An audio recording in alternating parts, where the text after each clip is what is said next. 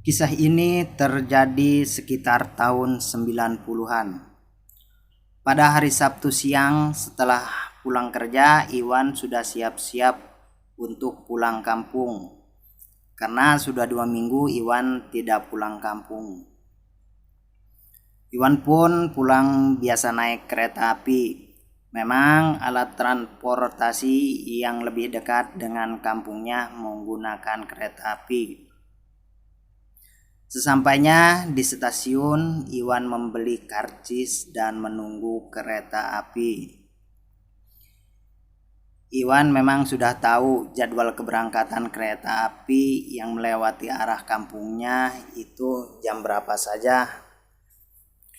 Karena Iwan lebih sering menggunakan kereta api daripada naik bus. Dan juga naik kereta api lebih murah ongkosnya daripada naik bis. Jadi Iwan bisa menghemat ongkos. Setelah beberapa jam perjalanan, Iwan pun sampai di stasiun yang ditujunya, di mana dia akan turun. Iwan dan beberapa penumpang kereta api pun turun.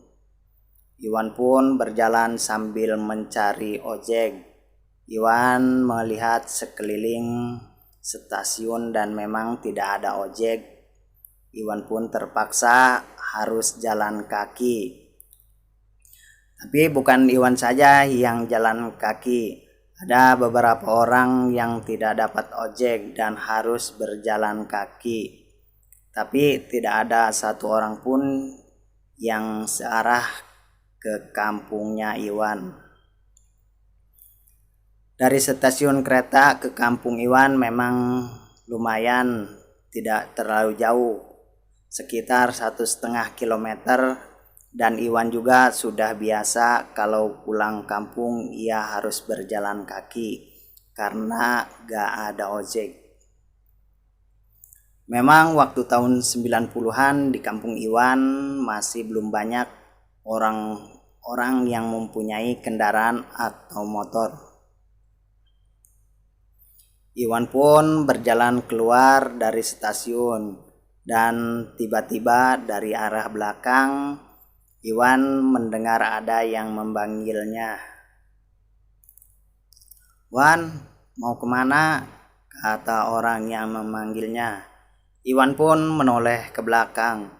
"Mau pulang kampung, Mang Udin," jawab Iwan. Ternyata itu Mang Udin, orang yang satu kampung sama Iwan.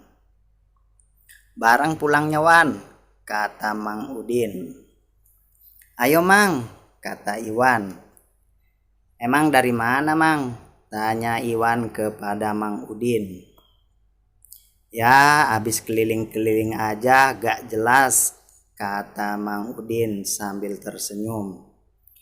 Iwan dan Mang Udin pun meninggalkan stasiun dengan berjalan kaki. Di sepanjang perjalanan, Iwan dan Mang Udin terus mengobrol. Sampai tak terasa mereka berdua sudah sampai di ujung kampung di pertigaan jalan. Mang Udin pun pamitan ke Iwan. Kata Mang Udin dia gak pulang ke rumah. Dia mau ada urusan dulu. Ya udah, Iwan dan Mang Udin berpisah di pertigaan dan Iwan pun pulang ke rumah dan Mang Udin pun gak tahu mau kemana. Iwan pun gak mau banyak tanya. Sesampainya di rumah pas mau maghrib, Iwan pun istirahat sebentar, lalu dia mandi dan sholat maghrib. Setelah sholat maghrib, Bapak Iwan mengajak Iwan untuk tahlilan. "Wan, tahlilan yuk, mau ikut enggak?" kata Bapak Iwan. "Tahlilan kemana, Pak?" kata Iwan. "Ke rumahnya Mang Udin," kata bapaknya Iwan. "Emang siapa yang meninggal, Pak?" tanya Iwan kepada bapaknya. Mang Udin, ini udah malam ketiganya, kata bapaknya Iwan. Iwan pun kaget karena dia tadi dari stasiun sampai ke ujung kampung. Iwan jalan bareng dan ngobrol sepanjang perjalanan sama Mang Udin. Yang benar Pak, jangan bercanda deh, kata Iwan. Ya udah, kalau nggak percaya ikut tahlilan sama bapak ke rumahnya Mang Udin, kata bapaknya Iwan. Iwan yang belum percaya, akhirnya Iwan ikut tahlilan. Dan setelah beres tahlilan, Iwan pun percaya bahwa Mang Udin sudah meninggal. Iwan pun langsung pamit pulang dan menceritakan apa yang sudah dialaminya kepada bapak dan ibunya. Dan Iwan pun masih bingung siapa yang tadi sore jalan bareng dan ngobrol sama dia.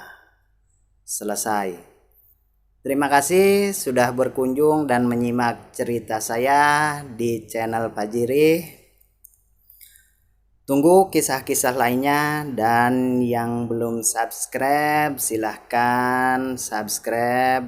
Juga nyalakan tombol loncengnya agar kalian tidak ketinggalan kisah-kisah terbaru dari channel Pajiri. Bila ada kritik dan saran, silahkan tulis saja di kolom komentar. Dan juga jangan lupa like dan share-nya. Terima kasih, sampai jumpa di channel Pajiri.